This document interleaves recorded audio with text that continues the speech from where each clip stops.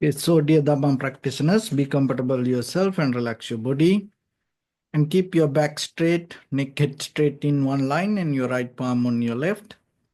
So gently close your eyes and bring your attention to this bell sound, and while you're focusing to the sound, mentally relax your body, relax your mind and relax your breathing with your thoughts. So do nothing extra. Just follow the sound, please.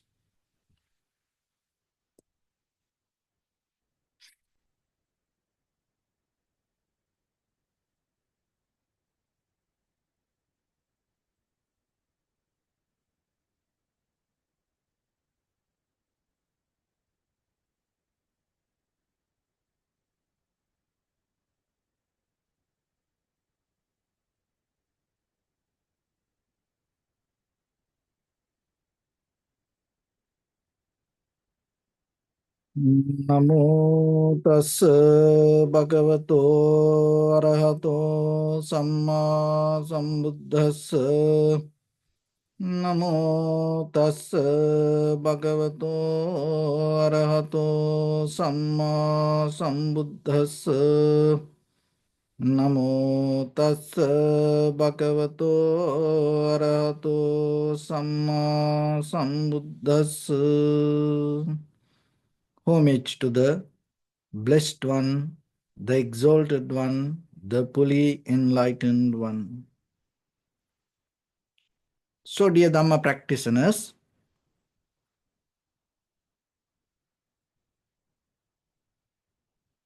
so before we start our practice session, as usual, we'll take few minutes to understand how this practice will help for us to develop our inner wisdom, and at the same time how it can cultivate our freedom.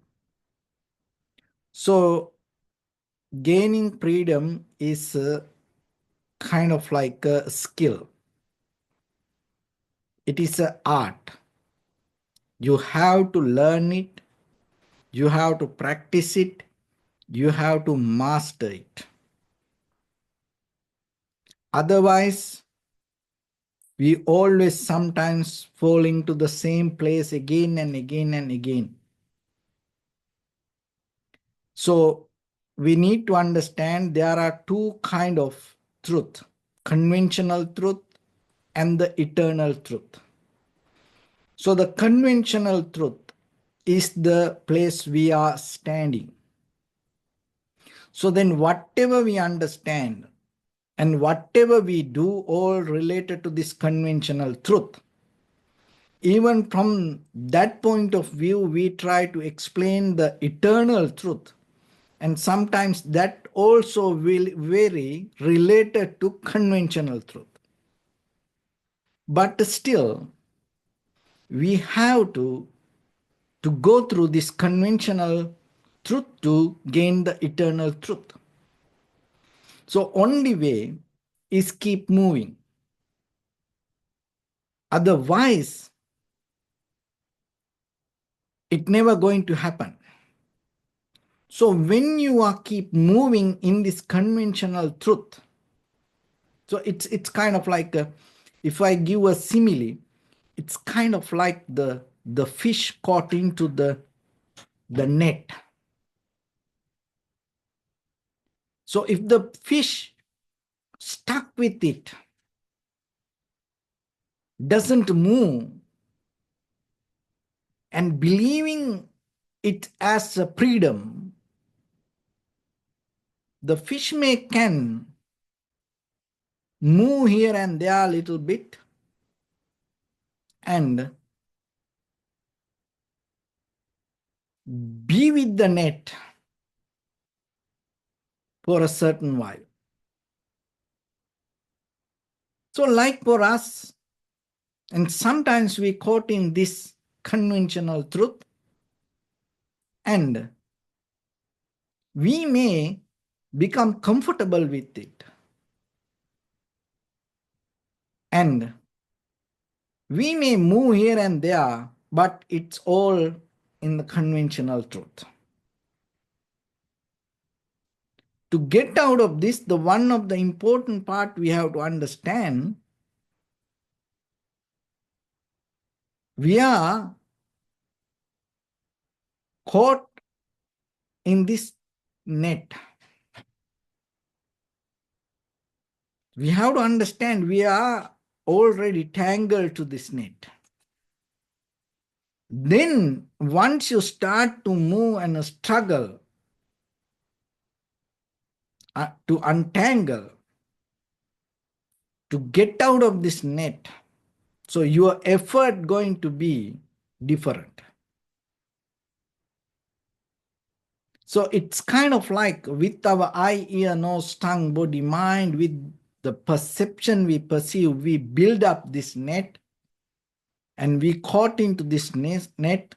And because of that, in the conventional world, we are constructing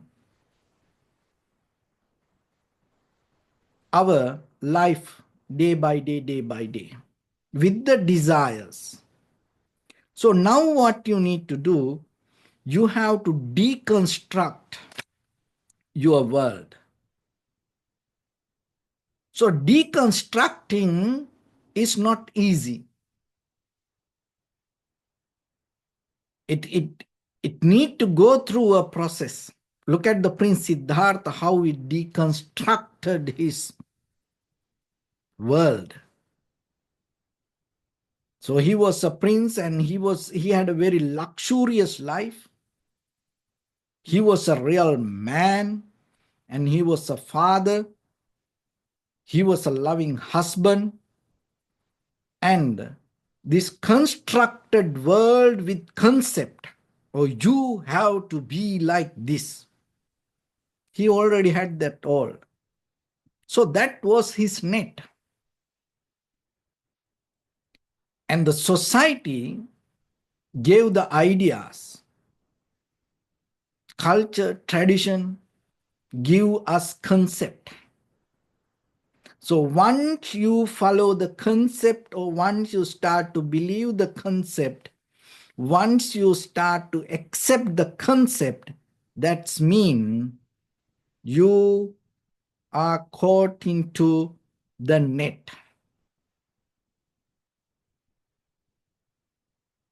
So look, the Prince Siddhartha, he left the palace, left his wife, left his child, and he left all the social validations, and he left his all the wealth, and he left all the comparison,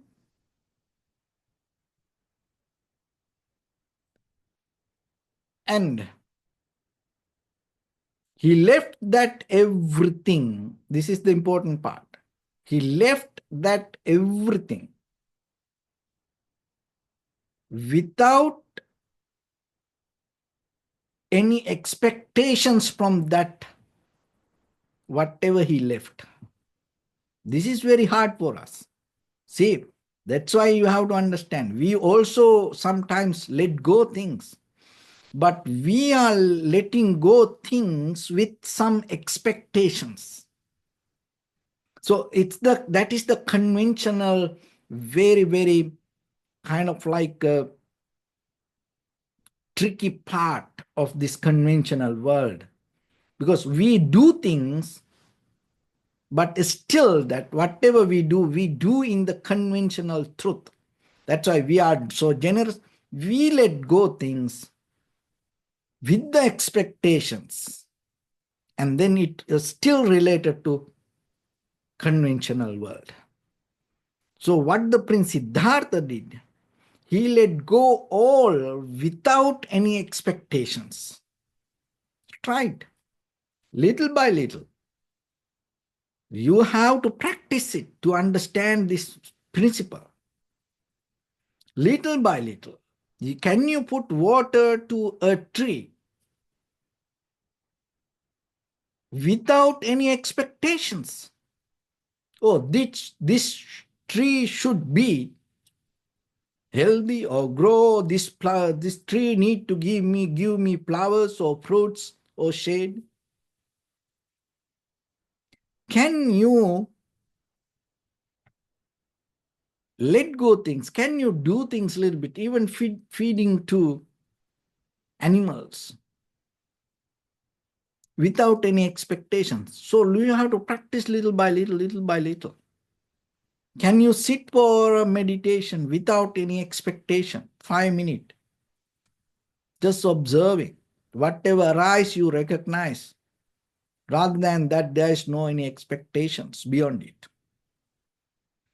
Because the expectations come out of concept. So the concept are the byproduct of our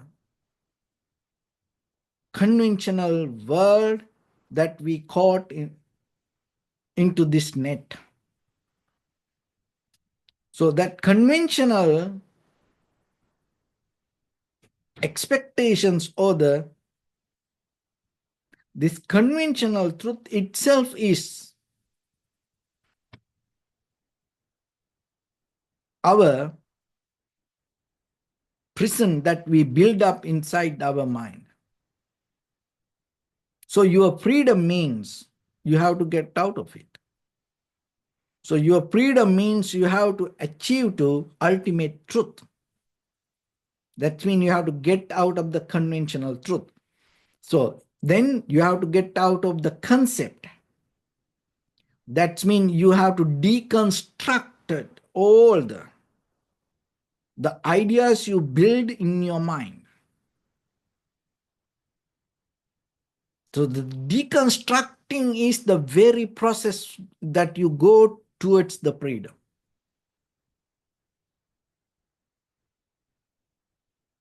That's the principle that you have to develop. So then, when you come to that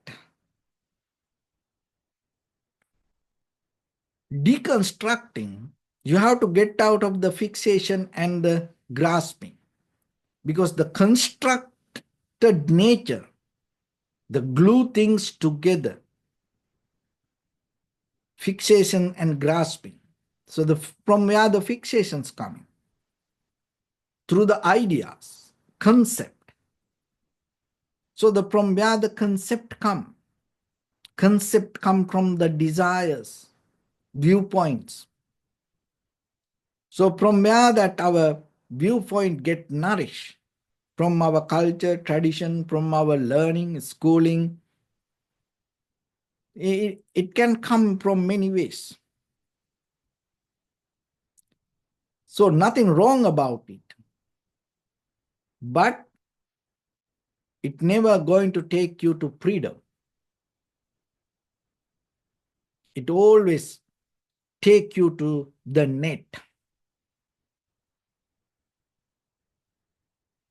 So now that mentally we have in that net, we build up, that is what called the samsara, and the outside world.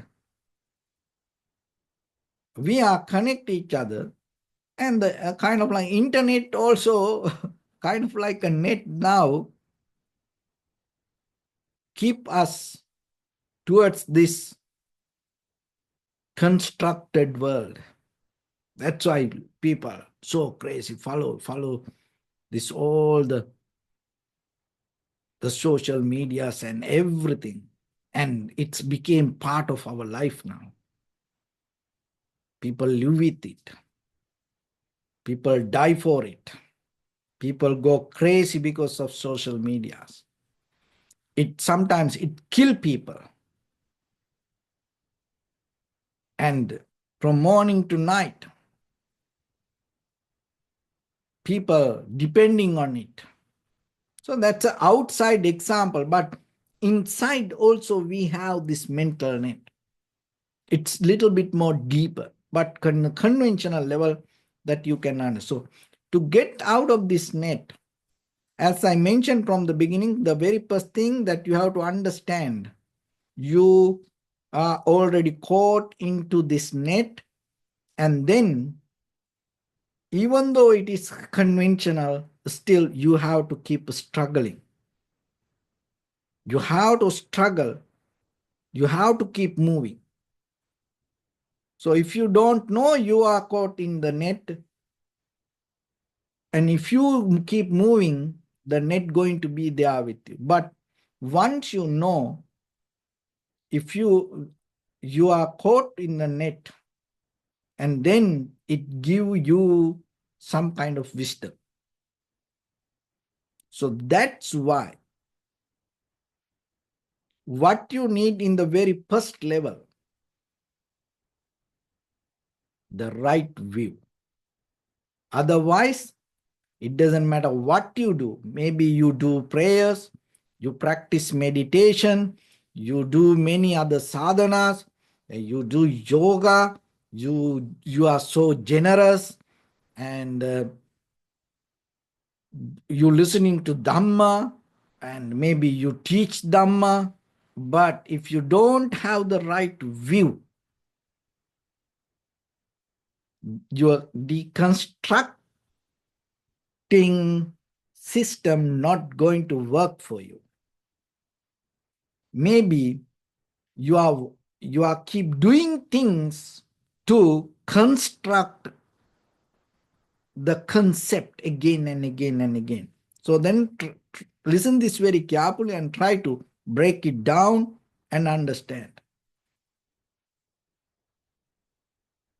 So we are caught into the net, and that net is the conventional truth, and another way that conventional life, and that built out of the concept. So what we need to do, we have to deconstruct this world. So for that, you have to know you are not free, you caught into the net, and then you have to have right view. So otherwise, that whatever you do, it's not going to work for you. So then try to understand and learn what is the right view means here.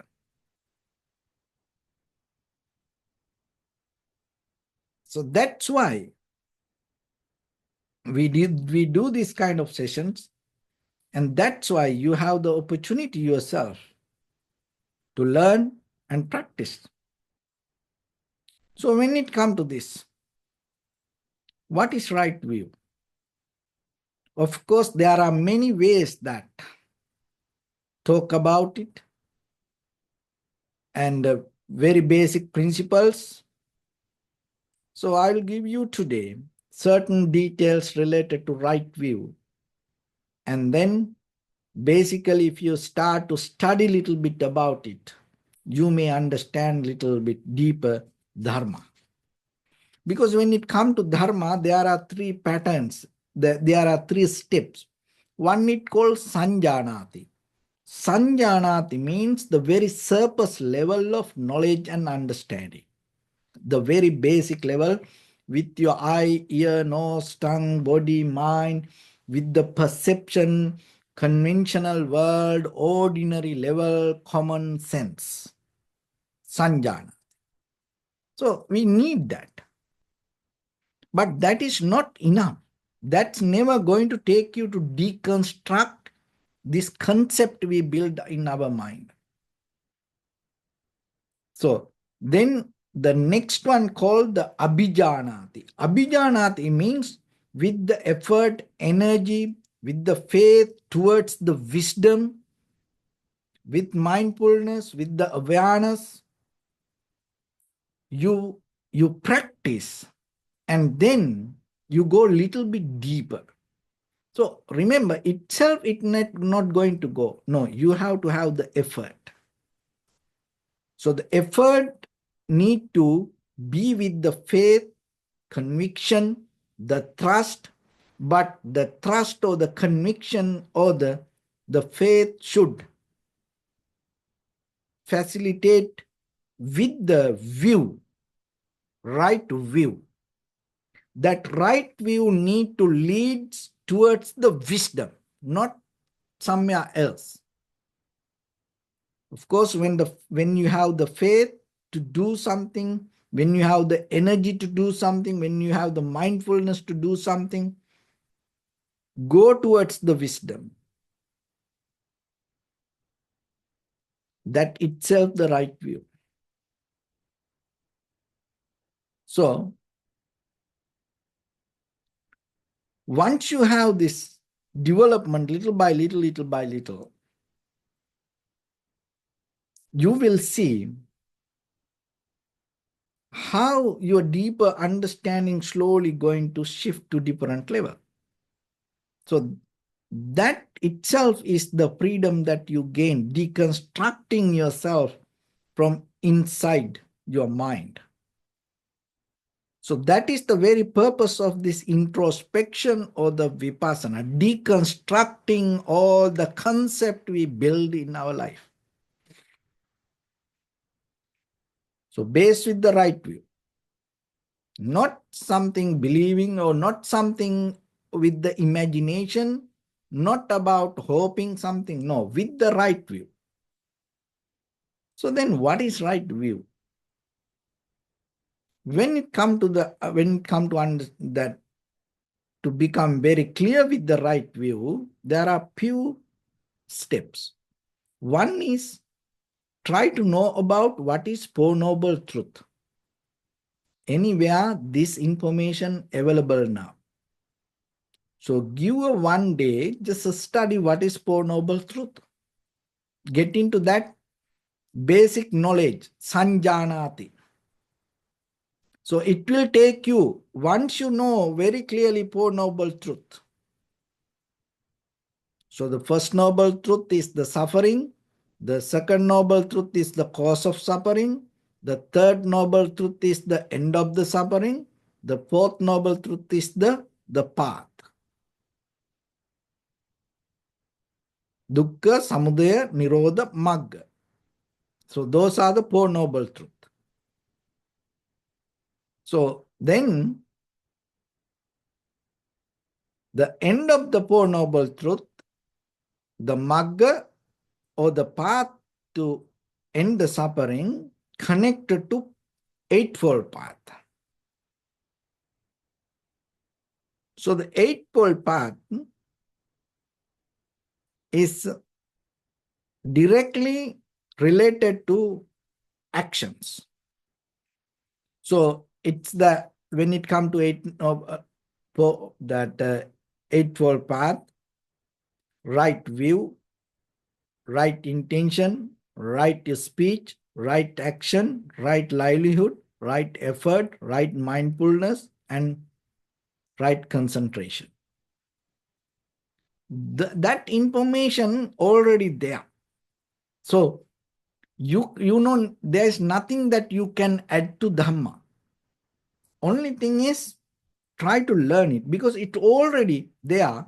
What we do here, we are trying to mapping it, putting the whatever the information they are putting into a certain level and try to understand it.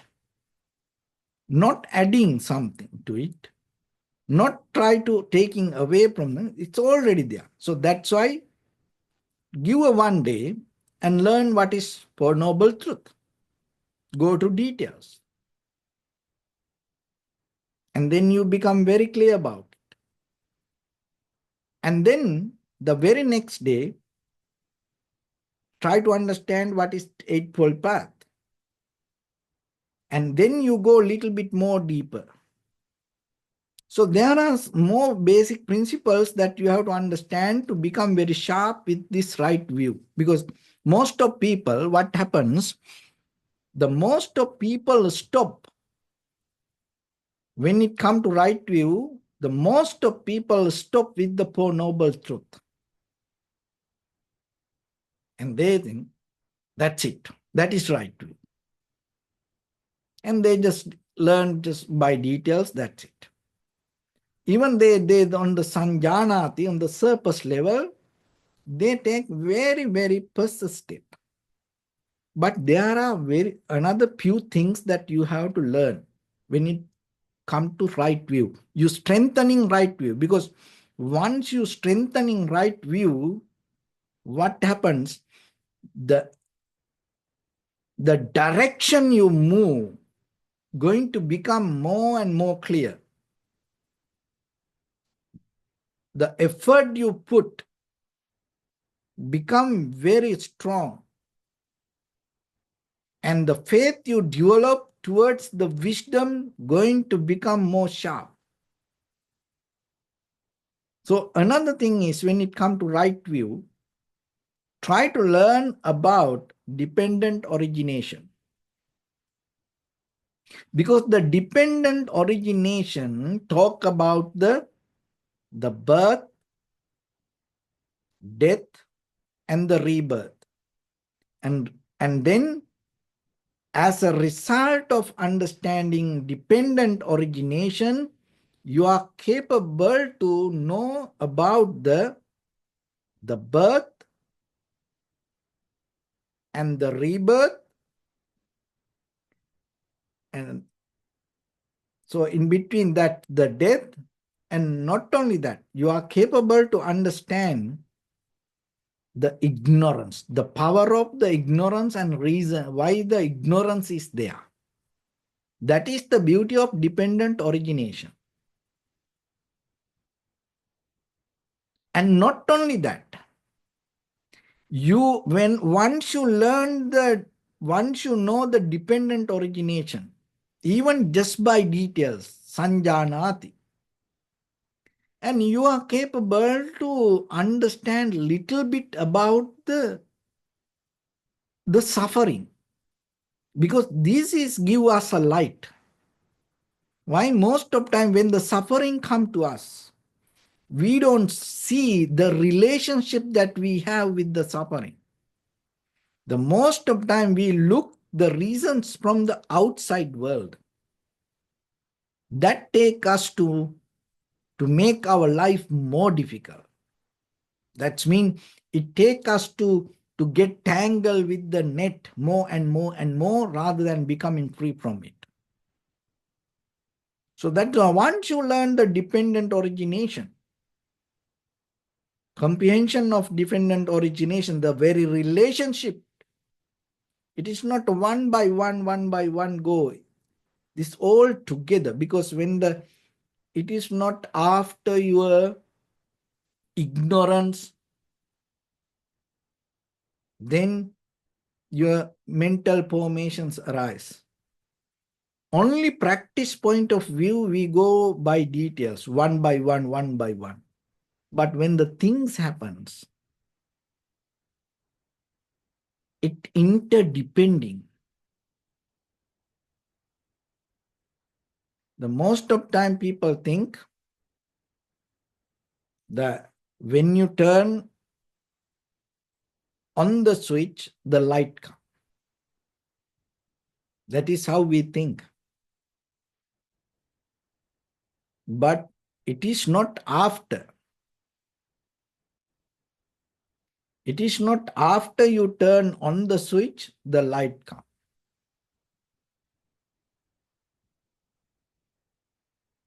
There is no gap in between that. These two actions, interconnected, and there is no separation. Oh, I turn on the switch and the light comes. No separation, two actions. This both together, this is the nature of life. This is the power of ignorance, that as who we are, what we experience, and if it is take you to suffering, unsatisfaction, fear, anxiety, depression, that's mean it is not that separated experience from your life. No, it is coming within you. This all together. So you understand this when you understand the dependent origination. So it gives you the right view, take you to right direction. So give some times and learn yourself, master yourself. be matured yourself with this dependent origination. So there are now three things. The very reason is when it comes to Four Noble Truth, cause of suffering, the one is the suffering and cause of suffering. The second one, the very cause for the suffering is the ignorance. So the ignorance inherent with the desire. So the desire again inherent with the concept. Concept itself again protected by the constructed mind, world, ideas. So that's why now you are struggling. Of course, we are struggling. Still we are in this conventional world, this all conventional informations. These all related to conventional truth. So we are taking parts from the conventional truth, but we are keep struggling with it. So once you have this understanding related to dependent origination, now three things: Four Noble Truth, Eightfold Path, and dependent origination. And another thing, it also will clear your view. Recognizing the karma. Because once you understand the very connection in between actions, reactions, and result, then you become more mindful, and at the same time, you develop some kind of self-discipline.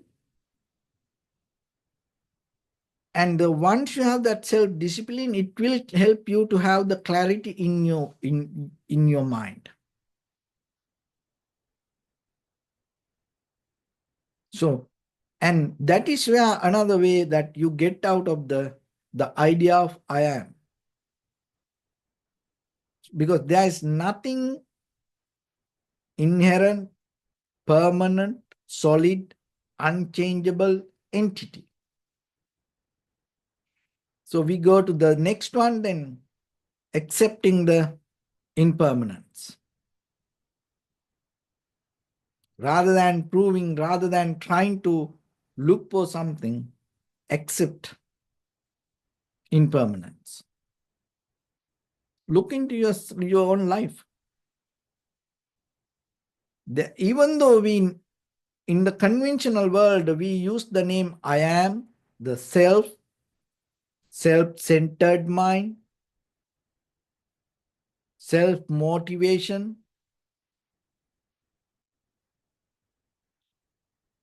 That doesn't mean that self is unchangeable, solid, permanent soul. That self means it's all arise from this dependent origination. It is the combination of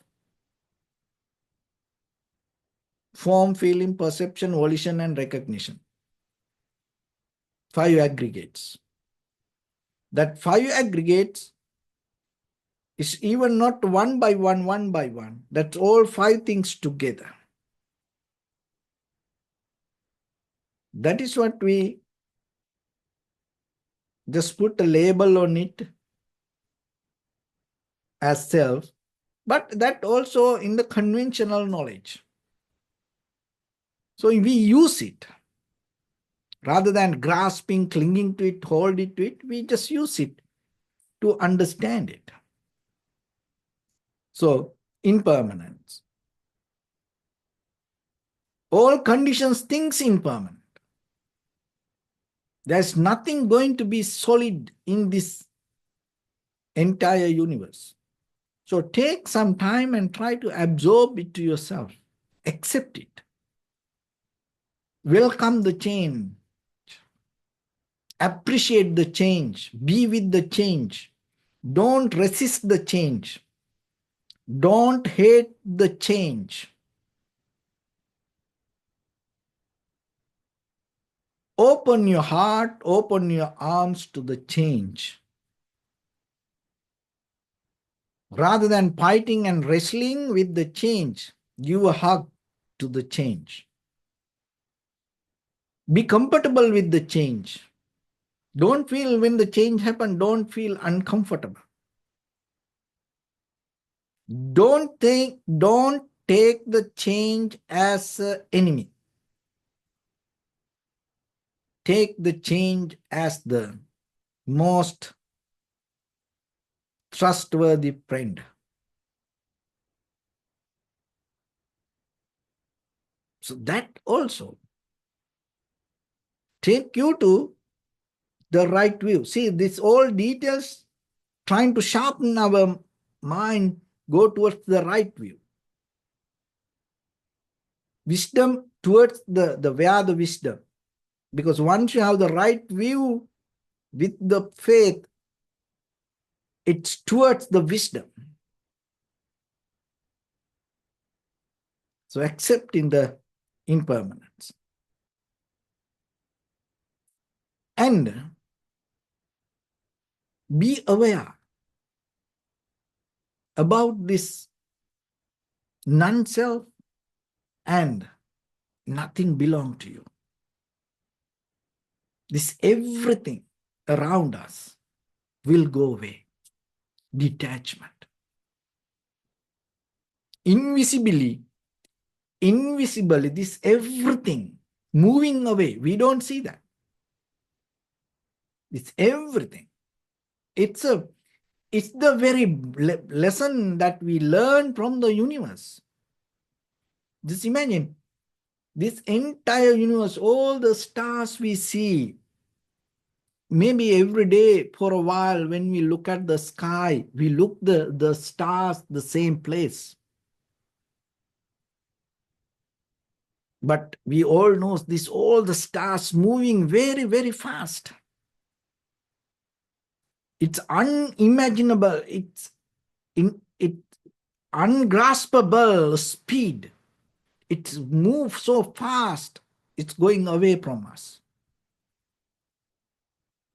Same like head to toes, this each and every cell in our body. These all the material things around us. This everything moving away so fast from us. That's why when we have this constructed concept in our mind, we grasping, clinging to things, hold into things. But invisibly, everything moving away from us. Everything. Even the body. So then take some time. Be with that.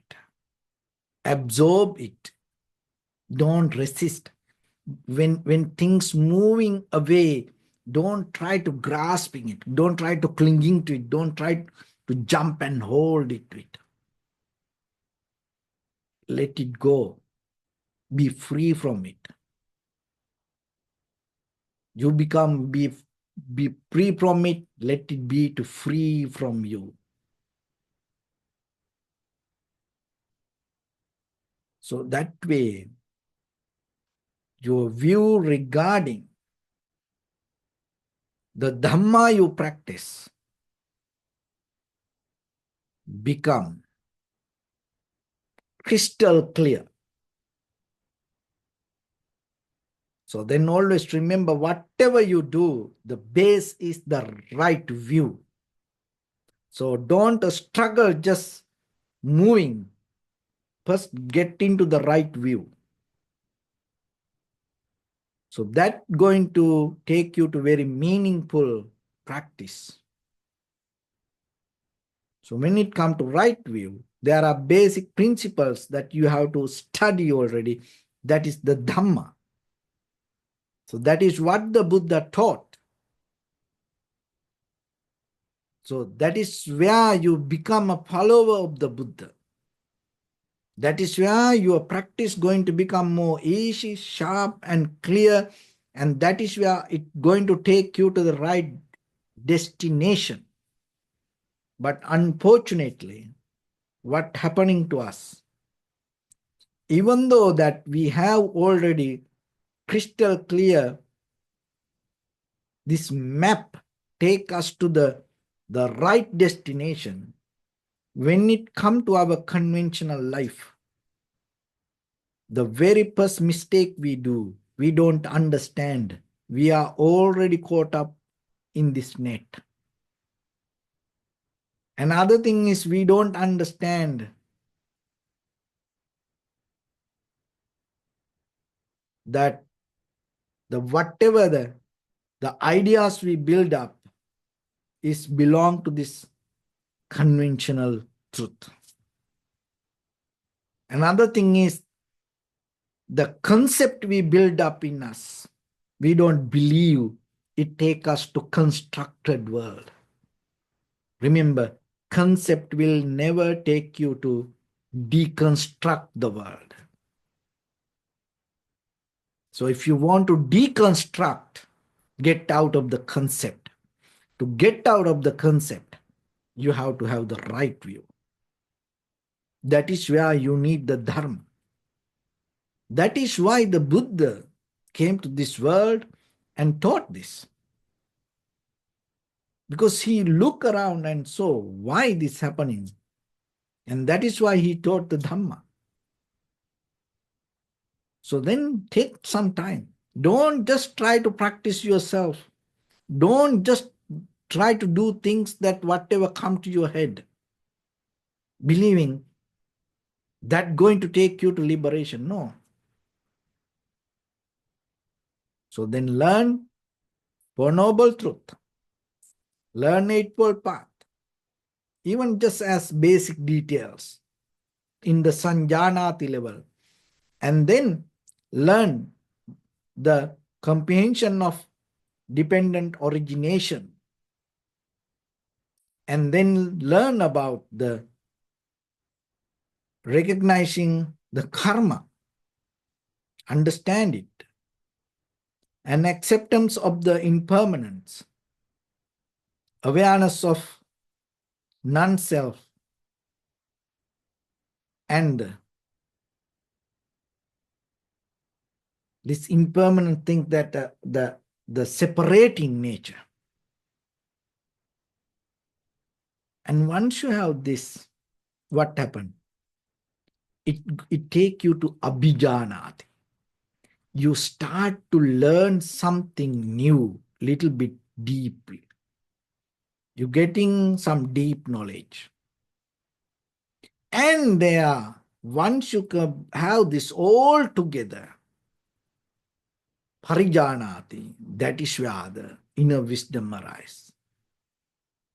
Because you break through this concept and you deconstruct it. And that is where your freedom going to happen. So take some time yourself and practice a little bit and invest yourself for a little bit time for the Dharma. And day by day become very clear with the information that already they are in the sutras, especially these basic principles, and know about this. Just know in details a little bit. And then by the time, it will take you to the next level.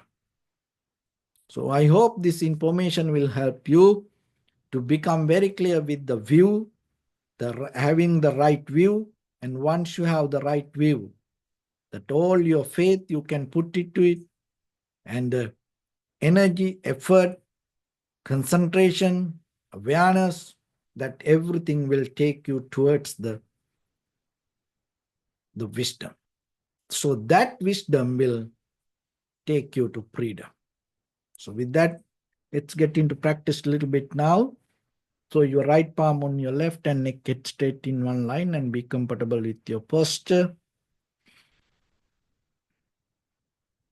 So bring your attention to your body and scan head to toes yourself and say Sopatveva, or may I be well and happy 3 times.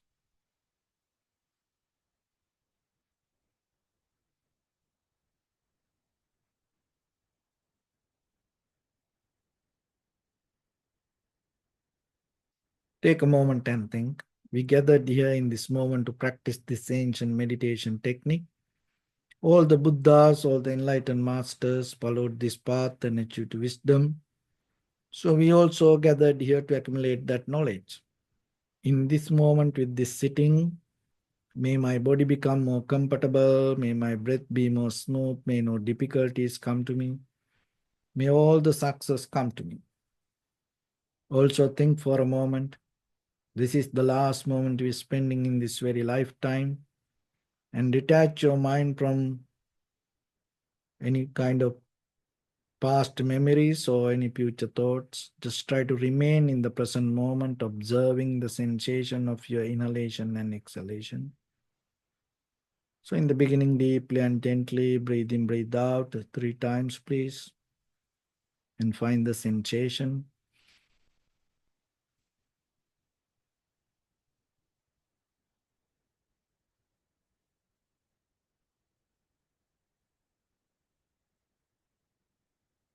And allow your inhalations, exhalations happen itself. If your mind go here and there, bring it back again and again. Just observe and recognize it. Let your inhalation, exhalations happen itself as it is. Do nothing extra.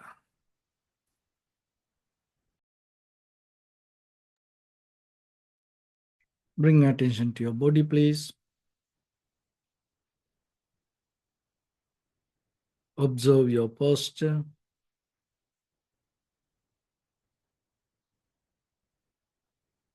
We cultivate loving kindness and compassion in our heart and radiate it as a light through entire your compound, village, city, state, country, world,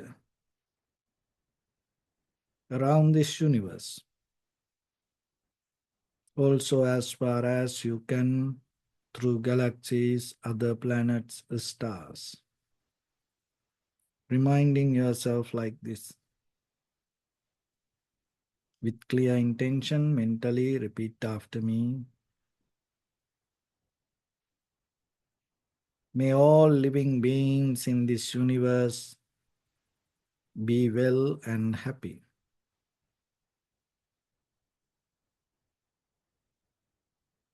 May everyone be happy and safe. And may their hearts be filled with joy. May all living beings live in security and in peace. Beings who are frail or strong, tall or short, big or small, visible or not visible, near or far away,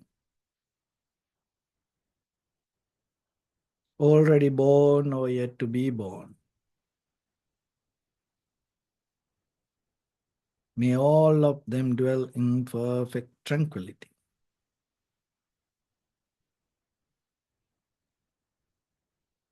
Let no one do harm to anyone. Let no one put the life of anyone in danger. Let no one out of anger or ill will wish anyone any harm.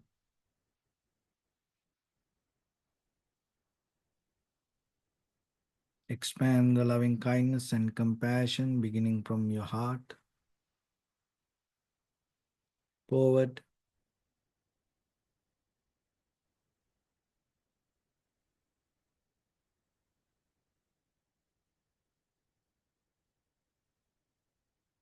visualize yourself and send it as a light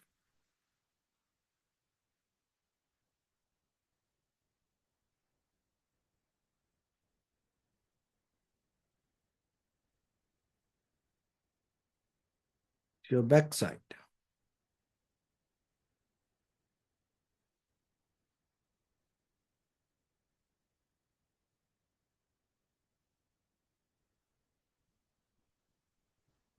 to your left side,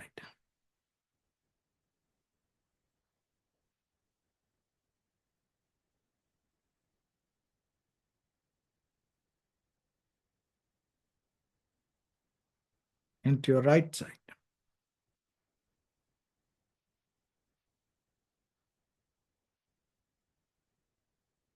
Downward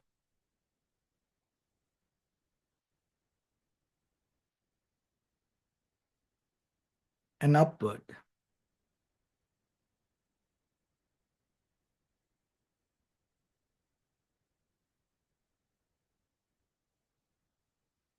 To all six directions at once, like the moon, the sun, spread the light, spread the energy, without any condition, without any limitation, without any resistance or without any judgment.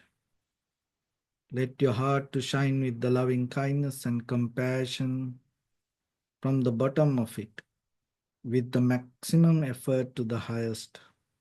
Wishing yourself, may all living beings in this universe be well and happy.